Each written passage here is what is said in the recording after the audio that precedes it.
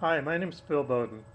I really look forward to getting to know all of you in this class and to learning from all of you and to learning in this course. I am divorced and I'm hoping that what I learn here will enable me to, if I should marry in the future, I am 62, so I kind of wonder about that sometimes. But if I should marry in the future, I really hope that these things that I will learn here will give me a basis for a good, strong marriage. My experience with the institutions of marriage and family has been, first of all, with my own personal family. The family I came from in my generation, things were more stable.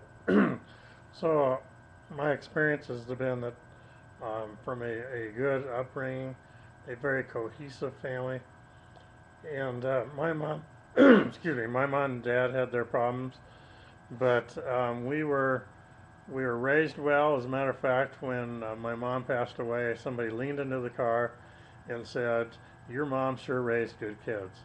I was so proud at that moment when I heard this of my mom. At any rate, so on one hand, my experience has been with the family that we had and my parents' marriage, and on the other hand is the marriage and the family unit that my wife and I had when I was married. Um, and those both have lessons in them that I feel that I can learn from. Divorce is so common today because we allow it. Uh, we being society have no fault divorce, and so we just, when the first thing goes wrong in a marriage, we just give people the opportunity to just say, "Oh, I'm not even going to try." So we could solve the problem of marriage to a great degree by getting rid of no fault divorce. That would be the first thing I think. I also think that there needs to be a cooling off time during a divorce period. I mean, it's a very emotional period. It can affect your life forever, in my opinion. I know that it did for me in many ways, and certainly threw me off spiritually for a while. Um, we really need to endeavor uh, to have a cooling off period for the couple before we finalize the divorce. We need to have mandatory counseling, in my opinion, and these are just some things that I feel like could be done. But there's something else. The church can take part, and instead of just standing by while a couple uh, marriage falls apart, or feeling like they have to take sides, or feeling like they want to stay away from the couple because it's like they have a disease and their marriage is going to catch it or something like that. We need to stand alongside of our brothers and sisters who are going through divorce. And we don't need to be taking sides. We need to be encouraging them, and we need to be counseling them or offering counseling. And we need to have premarital counseling. I went online and Googled premarital counseling, and there are all sorts of secular organizations that offer premarital counseling. But the church appears to not offer as much as society does. That's a shame that the church is not more aggressive about making sure that the body is really founded and really grounded on the marriage that they're stepping into. Um, I think the most important element that should be present in the family today is a better cohesiveness.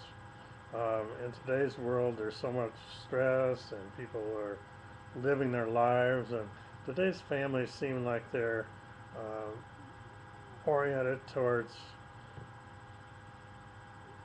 just kind of like this is the me generation, and families seem like everybody's interested in their own little lives, and they don't take time to bond with each other. The theological family belief system teaches otherwise, that we should be differentiated, but at the same time we should be interdependent.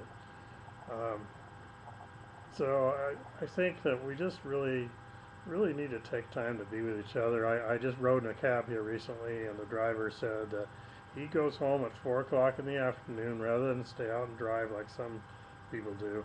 He goes home at 4 o'clock in the afternoon to be with his wife, to give an example to his kids. And he also goes home to be with his kids so that he makes sure that the family eats dinner together.